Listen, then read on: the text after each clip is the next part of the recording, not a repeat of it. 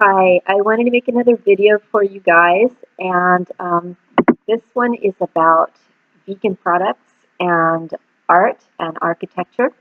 I don't know, a lot of people may not know I have an architect license here in California where I live and also in Washington State. I have been underemployed since the economy tanked back in 2009 or so, which is kind of a long time, but I still have those licenses active.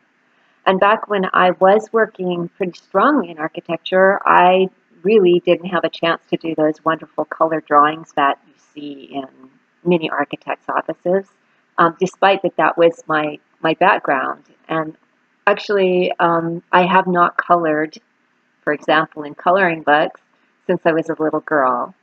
And in some of those rare moments when we got along, my sister and I would lay our coloring books out on the floor with our crayons, and we'd lay on our tummies and we would color like Mom showed us how. And I have been watching Thalia Took, who is a wonderful goddess artist, and she's been sharing her progress drawings with us, her followers, for supporting her over on Patreon. And I was inspired to have a little bit of kid-style fun with Wensu's lovely sketch from a coloring book over at Mickey Mueller's Etsy, to try out some of the graphic coloring techniques I've noticed recently, as well as some watercolor pencils I haven't really used yet. And as you can see, I have a number of sets of these watercolor pencils. I got one that's got so many extra pencils in it, it's actually held together with rubber bands. Please don't notice the name of these colored pencils, because I'm not advertising in any way, but I have a ton of colored pencils that I have not actually used. And it's not beautiful or anything, but this is the little sketch that I did, which would probably be hanging on Mom's fridge. Oh, it's not the sketch, it's Wensu's sketch and the little coloring that I did with a little bit of shading, like I'm noticing graphic artists do. It was just for fun, because I haven't done this kind of thing since I was a kid. And what happened is since these were watercolor pencils, and I was trying out the watercolor technique to see how it would work. And because it wasn't watercolor paper, it was just actually coloring book paper, the paper rippled. And I got online to see how I could unripple the paper, and I did actually not too bad. It's a little rippledy, but not bad. So got some really great advice online. Gotta love the internet.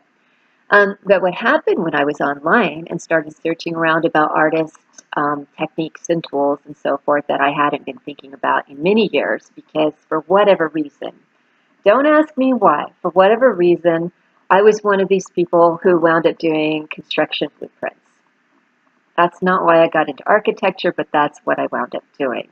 So the next thing on the agenda actually might have been to brush up on my drawing and actually do some drawings myself and color them in, just for fun. Why not? And to remind myself of why I got into architecture in the first place. It wasn't because I wanted to be a construction worker by any means. It's because I liked the art of it.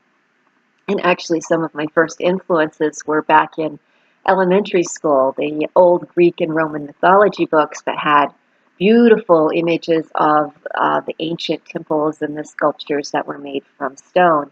And I thought they were absolutely gorgeous. By the time I was in 6th grade, I'd already memorized the classical column orders, the Doric, the Ionic, the Corinthian, the Composite, and all that, which none of my compatriots in elementary school knew, so it was my big secret.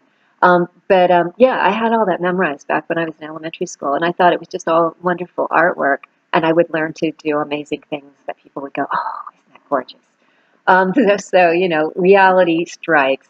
But anyway, the next step would have been, after doing this marvelous this little coloring in, would have been to do my own sketches. As long as I got time on my hand with these marvelous colored pencils and the techniques that I'm beginning to learn a little bit. But reality had another plan for me. After Googling around about artist supplies and techniques, I discovered that my pencils are not listed as vegan friendly. And I'm not sure if it's just beeswax and pencils or not, but I did contact Prismacolor 2 or 3 times and asked for an ingredients list so I could determine whether materials are really offensive. I mean, I still keep honey on my shelf. I don't have a strong reason to stop using honey. Whereas I do have a strong reason not to use dairy products or meat. I just don't have enough evidence that bees are particularly unhappy or mistreated. If I got that information, I'd have to rethink it. But beeswax is something that I have not eliminated yet because I don't see a need to. If it's just beeswax in here, then I could go ahead and continue using them. But now that I know, and I've created this lovely little drawing, and it's not a vegan drawing, and I'm trying to be vegan, what am I supposed to do? Well, Prismacolor came back with even a worse response than I expected, and it said, they don't do animal testing, which I wasn't even asking about animal testing. I can't imagine why you would need to do animal testing on a colored pencil. But they say they don't do animal testing, which is good, but they can't guarantee that any of their third-party suppliers don't do it. And they didn't include an ingredients list. Well, I went back and asked them a second time, and now I've got this other worry. Well, why would a colored pencil need to be animal tested? And if so, who are these third-party suppliers that they haven't even bothered to check if they do animal testing? The second time I contacted them, I got the same stock response about, we don't do animal testing, but we can't guarantee our suppliers don't. So I finally sent them a third message, and I says, look, I'm not going to use your products anymore until I am sure I've got an ingredients list, and I know you're not doing animals. Not only your suppliers are not doing animal testing, but that the ingredients list is something that I have knowledge about. I did a little more research online, and there are a phenomenal amount of standard art products. It's really heartbreaking to know how many of the paintings that we've looked at for years and years and thought were great classics or things we may have on our walls that have animal products on it. Basically, you know, we might as well be hanging dead animals on our walls. And it's heartbreaking because we don't know when we buy these products that they are not vegan. We don't have standard labeling even in the grocery store for what products are vegan. How are we to know when we go and buy something off the shelf in an art store whether it's vegan or not? So all these beautiful, wonderful pencils that I was just breaking out and saying, let's get these artist juices back going again, they're going to go on the shelf. And they're going to wait until I get a response, if I ever do, from Prismacolor.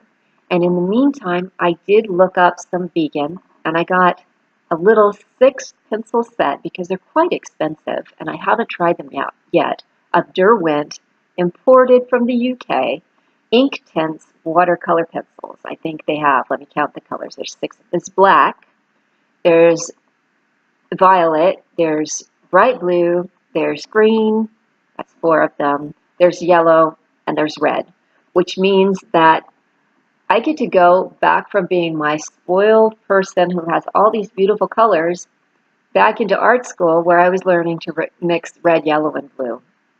And so I plan to do that when I get these colored pencils in, as long as I've got some downtime. Go ahead and make myself up a sheet of all the different colors that I, at this point in my life, can come up with these pencils, and then test out, you know, whether I'm drawing light or dark, whether the water's on it or not. And see, you know, if I can actually work with them, if they're enjoyable, because actually these non-vegan, potentially, pencils are actually enjoyable to color with. I want something that's enjoyable to color with. There are a few others that are on the market that are listed as vegan friendly. And if you do a search, you'll find that out. I will be, if you're looking at this video on my blog, I will be listing some of the resources down below the video, and I will come back later if I get some more resources about art supplies and go ahead and list them down there, and any other resources, which, because this comes to the next thing that I got to thinking about, was as an architect in the bigger world, once these beautiful drawings are drawn and the client loves what you do and so forth, in the bigger world, what else is there out there that we don't know whether we're buying vegan or non-vegan? And so I took a closer look. Not only are a lot of art products, but a lot of art papers and the brushes are not necessarily vegan. So again, the art part of it. When we sit at our kitchen table, is the finish on our kitchen table vegan? Is the glue used to glue our table together, if we have glue on it, is that vegan? A lot of times it is not. Ceramic glazes are not necessarily vegan. So even if we're perfectly vegan, we may not be sitting at a vegan table, and the plates that we are using to eat our vegan meals on are not necessarily vegan. I got to the point where I just felt completely overwhelmed. I mean, a person could drive him or herself completely crazy trying to figure out how to be ethical in a world that was built with animal products. And I thought, well, it's not just furniture. It's not just dishware. It's not just art supplies. What happens on our construction sites? What happens for the construction materials that are specified in the construction documents by the architects that make such decisions and trickle it down through management and have people like me take their orders and draw them on the construction drawings so that they can be taken into the field and built by construction workers? Where is there a resource for how we can find out if these products being specified for construction drawings are vegan? So I started to do a search on that. Surely there must be some sort of great vegan resource for architectural specification. One of the biggest ones that we learned about when we were in college, and probably still is one of the big ones, is the Sweets Catalog, SWEETS catalog. They have Sweets Catalog online. So I went to Sweets Catalog online. It's not necessarily the first thing I did, but it did kind of recur to me that that was a huge resource. I went into the search and I typed in VEGAN, vegan. No results. In fact, I got a correction because they didn't think I knew what I was talking about. Did you mean began? B-E-G-A-N? Like the person began to look for vegan? I'm like, no. You don't get it. This is like everyone in the industry that is advertising on Sweets Catalog website doesn't get it because not a single one of them once used the word vegan. I thought, oh my gosh, this is huge. This is huge. This is every building we live in, every building we walk into. This is our entire built world is not aware of veganism. So I thought, okay, this is where I got to start to do a blog series. I don't know where I'm going to find this information, but from the ground up, from the foundation to the walls, to the roof, to the insulation, the windows, the ceilings, everything, all that stuff, we need to know whether it's ethical and it's vegan. Now, I found a couple of resources, and I'm recording this on my laptop, so let me take a look in another window. This is not the, hang on, I gotta find where I put it. Animal ingredients. Oh, here we go. Animal ingredients. Okay, so here's one. I'm going to pull this over and read a little bit of it. I'm going to go ahead and include this link. You could probably find it too, but this is a link I found today of things to consider about in home improvements. Okay, one is the construction workers on site, tools that you might use in your home. Hammers, axes, knives, carpentry tools are often finished with leather. Tool belts are finished with leather. If you've seen work boots, often they're leather. What is a safe work boot if it's not made out of leather? What's a safe vegan workbook for the physical final construction? Okay, and I wasn't even talking about, but that's a consideration too. Is your construction company vegan?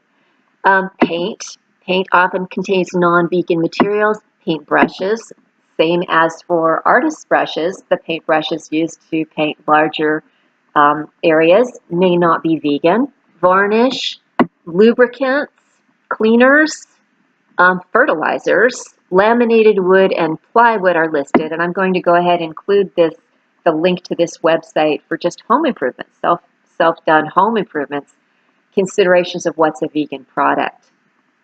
Another website I found was, in the UK, here I am in California, I'm online, and the vegan builders I find are actually over in the UK.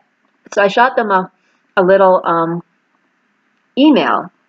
Hey, I'm an architect from West Coast, USA.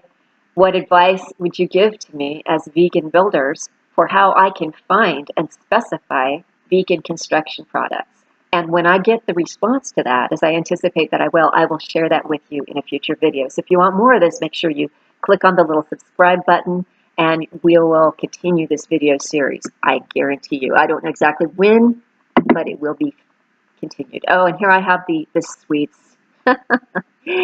Sweets.construction.com search results. Did not recognize the word vegan. Okay, so I'm going to go ahead and continue and include all those down in my resources link on my blog. And I will include, if you're on YouTube, subscribe to my videos, and you can click the link to actually this blog post where I'm going to post this video in my blog. But this is huge. How do we do vegan-friendly construction? How do we improve our ability to live in a vegan-friendly built environment? I'll have more for you soon, and until then, bye now.